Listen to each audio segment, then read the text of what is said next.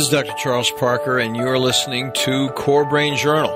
It's the place where I connect both fresh discoveries and interesting different perspectives from advanced mind science with the realities of real people and everyday life down on Main Street. Well, welcome aboard, folks. Dr. Charles Parker here one more day in time. We have a really interesting situation going on because we've had a number of individuals on talking about mold and toxins, and Dr. Shaw was on. We had another person come join us from, and she's actually pre-recorded. She's coming up later. We've been talking about mold and toxins. Today, we are going to be talking how mold and toxins affect brain function.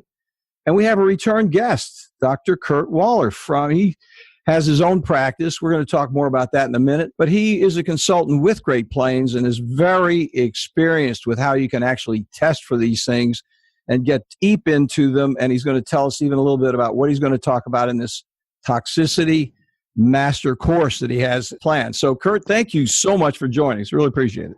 Oh, it's my pleasure. Thanks for having me. So, a couple words from our sponsors. First of all, as you know, folks, Core Brain Journal is sponsored by Direct Health Access Laboratory. They are international leaders in molecular testing for mind science details. With over 3 million studies, they provide deep experience with the usefulness of measuring, for example, methylation, cryptopyrrole, and copper challenges. Yes, very relevant, molecular and cellular physiology. They have innovative insights that improve treatment priorities through a global surface with, get this, a molecular focus. Connect your provider with a PDF on why and how these tests work for treatment failure at dhalab.com/core. Stay tuned for more details. Core Brain Journal is also sponsored by the nonprofit Barry Robinson Center teams in Norfolk, Virginia, where they provide fresh options to address the complexity of child and adolescent treatment failure, from behavioral imbalances to substance abuse, both nationally and internationally. Most interesting is their deep focus on data-driven biomedical advances. These folks are a residential care facility, and they are driven to do what we're going to be talking about, the kind of things we're talking about today. So they measure specifics on what to do with those treatment failures, even after multiple hospitalizations or extensive outpatient work. Review their innovative programs at barryrobinson.org/core. That's BARRY Robinson.org/core. More information coming later in the program. Now, let me introduce you folks to Dr. Woeller very briefly, because really most of it's going to be him talking to us about how he's involved in so many interesting things. I don't want to take too much time talking about him because he is really very highly credible guy. He's all over the internet. He's taught physicians really all over the country, and he's known for his experience with a variety of issues, including autism, which we're going to touch on in just a moment. So he's been a biomedical autism specialist since 1998 and was an original Defeat Autism Now Dan referral physician. Years of experience in researching and implementing biomedical interventions for individuals with autism. His extensive network of educational websites, books, webinars provide parents of individuals on the autism spectrum, as well as physicians and other healthcare providers treat autism, access to an abundance of important information regarding biomedical intervention. This is what we're going to be talking about today. So you can subscribe to his biomedical autism website at autismactionplan.com. And we're going to have a lot more links for Dr. Woeller right here in the notes that we're going to be hitting on today. The topic to start today, and one of the reasons we're so excited to have him on, is he is going to take us down this path that not many people have been on. It's relevant to autism, which we'll talk about in just a moment, but it's relevant for treatment failure of all kinds of people on multiple levels. It doesn't have to be an autistic child to really understand the relevance and the important need for improved awareness regarding detoxification, and how we can really understand how these different molds and toxins can really affect brain function. So with that, that's a brief introduction. You've done so much, Kurt. We're so happy to have you here. Tell us how you happened to, we talked last time about Candida and autism a little bit. Now we're in a different wrinkle. If you could tell us how you went down this particular additional path? How did you have to go that way? Well, with regards to autism, I mean, it's always an evolving science. I've been involved now for over 2 decades, and we know a lot, but there's always a lot more to learn. And one of the things we've learned over the past few years is how environmental chemical toxins adversely affect these individuals.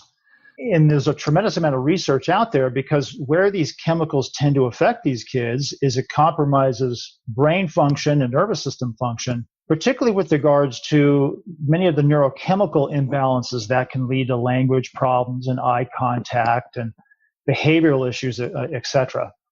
And so there's a lot of information that's come forth. And what I've seen in my practice is that when you analyze for these toxins and then implement successful detox programs, many of these kids, and teenagers and adults, improve in their overall condition. I've actually had some kids who've recovered, essentially lost their diagnosis through the detoxification process. So one of the chemicals, and this might be something for you, Chuck, to think about too, is with some of your adult patients you've worked with, which I thought was quite interesting, is organophosphate. There's a tremendous amount of different types of organophosphate pesticides. They're extremely toxic compounds. Unfortunately, a lot of us are exposed, even though we don't know we're being exposed. Getting it through food, people spraying things on their lawn that you're exposed to. And it turns out that organophosphates interfere with certain enzyme systems in the brain that affect acetylcholine. And what it's been shown to do, and this is problematic for the autistic kids, but it's certainly problematic for other people too, is it messes with things like dopamine and serotonin and norepinephrine. And so there's just a lot out there that people don't understand and a lot of connections that can be made when you start digging a little bit deeper into some of the causes and contributing factors to autism. So that has really been the thrust of what I've been involved with now for the past couple of years. And part of that process has to develop a course called Toxicity Mastery Course that gets into the testing, test interpretation, as well as connecting the dots for healthcare practitioners, as well as parents and caregivers of kids with autism, to start looking a little bit deeper into some of the contributing factors to this condition. Well, just a quick thing, real quickly, Kurt, is the word acetylcholine, for our listeners. Many of you don't know that acetylcholine is directly related to memory. And so when Dr. Woeller was talking about the variety of implications regarding the testing, awareness of the testing, is so many people we see have memory problems, premature memory problems, and go completely undiagnosed. It's like, oh, hey, they got Alzheimer's. And they can have Alzheimer's, quote unquote, Alzheimer's. I say quote unquote because it's phenotypically, it's from an appearance point of view, it looks like Alzheimer's, but they're 45, 50 years old. Something else is going on. That one of the most important relevant neurotransmitters there would be acetylcholine. When he dropped that, I just thought I'd amplify on that. And so then the issue is, what do we actually do with it? And so let's talk a little bit about that testing because it's pervasive. We see so many individuals with treatment failure and so many walks of life. So where do you start with that whole thing, Kurt? Well, and I know you've had Dr. Shaw, from Great Plains Lab on that you've interviewed. One of the places that I start that is really important from a testing standpoint for chemical toxicity is to actually do something called a GPL tox profile. It's a urine assessment. It's from Great Plains Laboratory, and it looks at a wide variety of different chemical exposures. And so that's a really important test. A complementary test that goes essentially really along with that profile is the organic acids test. And we've talked about that before, Chuck, with regards to candida and bacterial imbalances, et cetera. There's also another profile that Great Plains offers called glyphosate. And I'm sure you've had some people on, with regards to the toxicity of glyphosate, as an herbicide. And what people need to understand about glyphosate is that it will significantly disrupt the health of the digestive system, particularly the normal bacteria in the gut. And what ends up happening is when the bacteria in the digestive systems are imbalanced, there's an increased potential for opportunistic and pathogenic bacteria like Clostridia bacteria. And the toxins that are produced have huge impacts, not only in autism, but adults with Alzheimer's and other chronic health problems too, mental health disorders as well. So The GPL tox test, the glyphosate test, and the organic acids test are must-have assessments to really understand what is going on deeper in people's body. Sorry, I got excited and interrupt you, Kurt. I apologize because I started thinking about this because I wanted a point of clarification real quickly there as you were going through it. So when you were talking about the toxins, and this is something I don't know, I'm looking to hear you weigh in on. Do those Clostridia guys, do they actually create toxins themselves, which then double the toxic impact? Oh, significantly. In fact, the two primary toxins that these Clostridia bacteria are known to produce that's analyzed through the organic acid test, and there's a number of them, but the two ones you most commonly see, one is called HPHPA, and another one is called 4-creosol. And what those toxins do is they impact an enzyme in the brain and nervous system that helps with the proper metabolism of dopamine. When that enzyme is adversely affected, you tend to get a rise in cellular dopamine, and dopamine is a very highly reactive molecule. And as it breaks down, it starts to form compounds that can itself be toxic to the brain and nervous system. And so when you think about the impacts that our body gets on a daily basis from the environment, as well as things that we produce internally in our body is essentially set up to detox. And our body naturally produces compounds to deal with certain toxic compounds that get produced, like glutathione and these other types of chemicals. And so the more things that people are being impacted upon through their diet, through their environment, through their gut imbalance, through medication they're taking, etc., the more compromised their ability to detoxify these compounds can be. And so toxins coming from the gut are a significant impact on people with chronic health problems. So that's very interesting. So what Dr. Woeller is saying, folks, is you not only have the impact of the toxic materials coming in that you would, if you did a GPL tox, you would see what those toxic elements are, but then there are downstream additional toxic elements that directly affect neurotransmitters. And dopamine is one of our friends here, because how do we move our entire society forward if we're not having good executive function? And if you have too much dopamine, you don't have good executive function. If you have too little dopamine, you don't have good executive function. And of course, these people are going to be identified as cognitively impaired, whether they're memory impaired per se, or whether they can't manage their affect, or they can't manage their impulsivity and their behaviors. The downstream effect is pervasive when all of these systems are compromised, which is what Dr. Woeller is talking about. So Kurt, how does this actually impact an individual how do you do, I'm trying to ask this question more from a routine point of view, because I think this is so pervasive. Where does a person start? That's really what I'm trying to ask you. What would you say to our listeners who's like, hey, I want my doctor to do this. How can I get into this? Where should I go? What should I do? Well, those tests I just mentioned, the organic acids test, the GPL tox profile, and the glyphosate test are all available from Great Plains Laboratory. So any doctor can set up an account with Great Plains Lab and have those tests ordered for their patient. So they can contact Great Plains Lab directly. We actually have a website called labtestsplus.com. And those tests are available through labtestsplus.com for really anybody to purchase.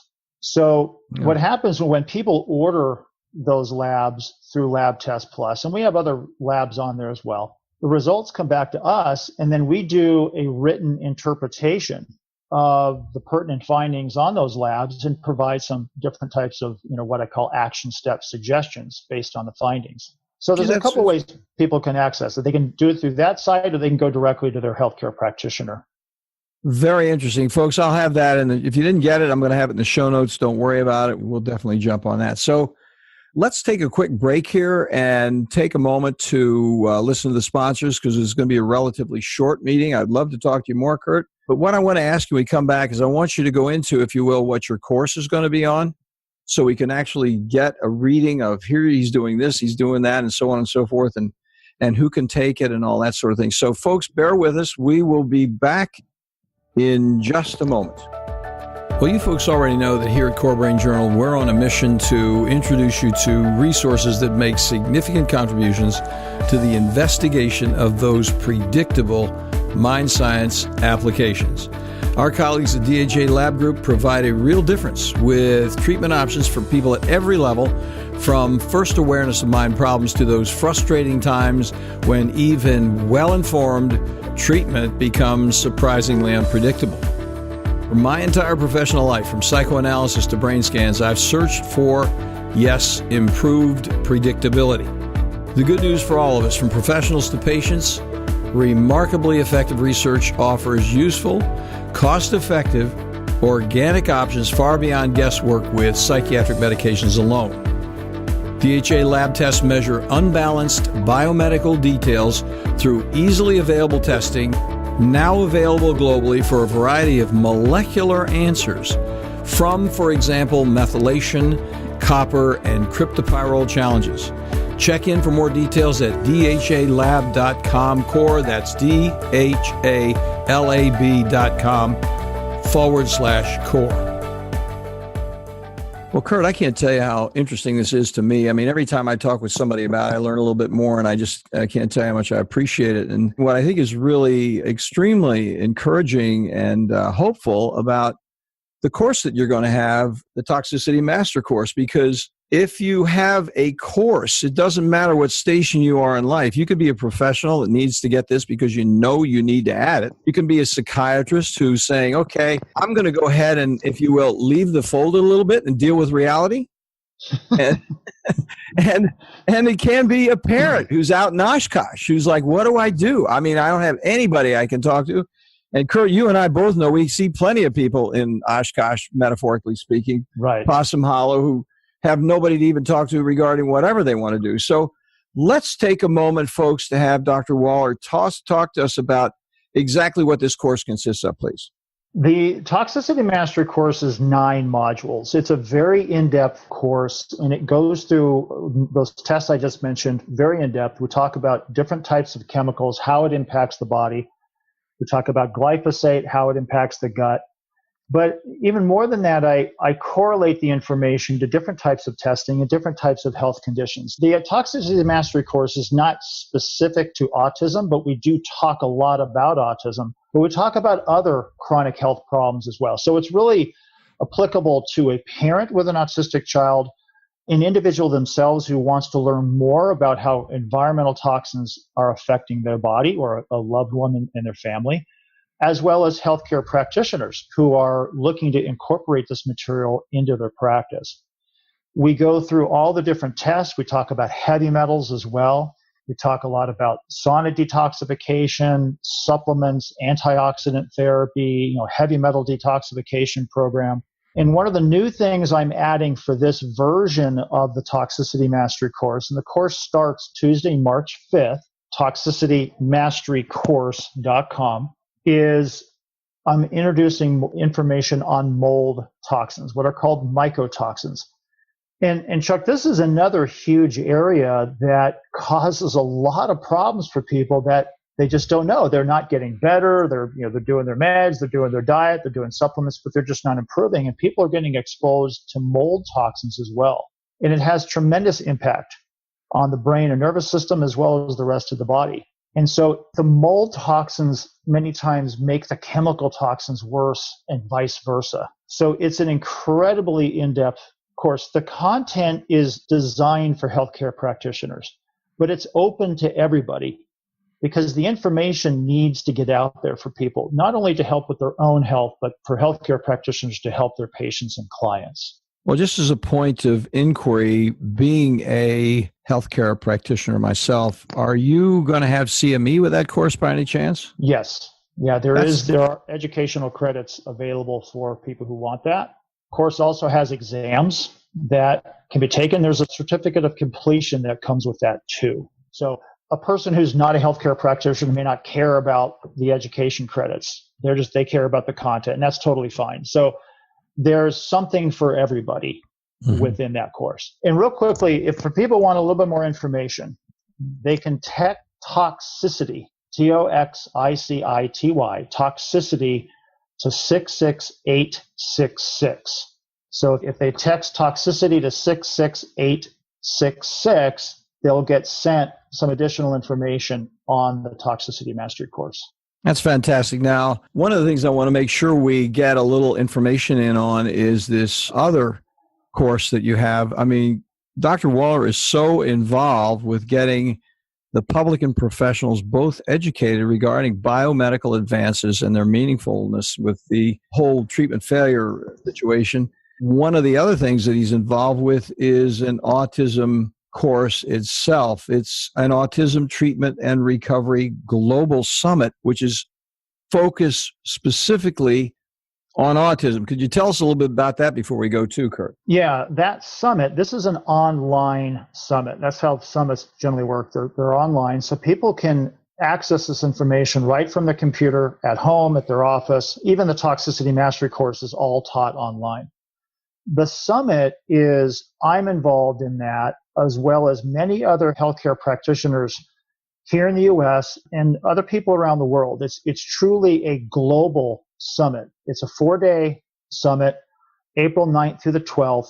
And this is really to get information out to parents and caregivers. Healthcare practitioners can take it as well, on a wide variety of topics related to autism intervention, not just biomedical, although that's a big part of it, diet, supplements, and detox therapies, etc. But there's information for parents on, things that they can do for themselves. There'll be people talking about different types of therapies like speech therapy or behavioral therapy, etc. But it's a very wide group of individuals, very diverse. And we appreciate, by the way, Chuck, you participating in this summit as well. One of the reasons I asked you to be part of that summit is, as a biomedical specialist for years, I'm deeply involved in dietary intervention and lab testing and supplement intervention. But it's also important for parents to understand that medications can also play an important role and can, in some cases, significantly help a child who's struggling with anxiety or ADHD or aggressive behavior. And so your input and your experience is going to be incredibly valuable for people out there as well. Thank you so much for inviting me. I really look forward to it, to tell you the truth. It's going to be a privilege to be there because I know the people that you have on board, and it's going to be a really interesting community where individuals really coalesce their various informations in the complexity of autism and really deal with it in a constructive, really proactive way instead of not knowing and not thinking. So thank you for having me on board. I appreciate that. So tell us just a little bit more about that course, if you will. So the summit it's a 4-day summit. And the thing about the way summits work is, when people initially join, there's no charge, free up front for people to partake in. And then they can certainly, as time goes on, if they want to go back and listen to recordings, they can purchase certain recordings. Every practitioner or person involved presents a lecture about 45 to 60 minutes. So I'm going to give a couple lectures on an overview of autism and nutritional support. Other practitioners will talk about things related to diet or digestive health, or you're going to talk about medications. So it's going to cover a wide variety of topics. We'll have some parents on there who can provide information from a parent perspective. What's some of the challenges that they have faced? Parents who actually have kids who have recovered, what did they do? What was successful? What would they do different if they restarted the process? So I'm really excited about it. These summits are a great way to disseminate information from a wide variety of specialists.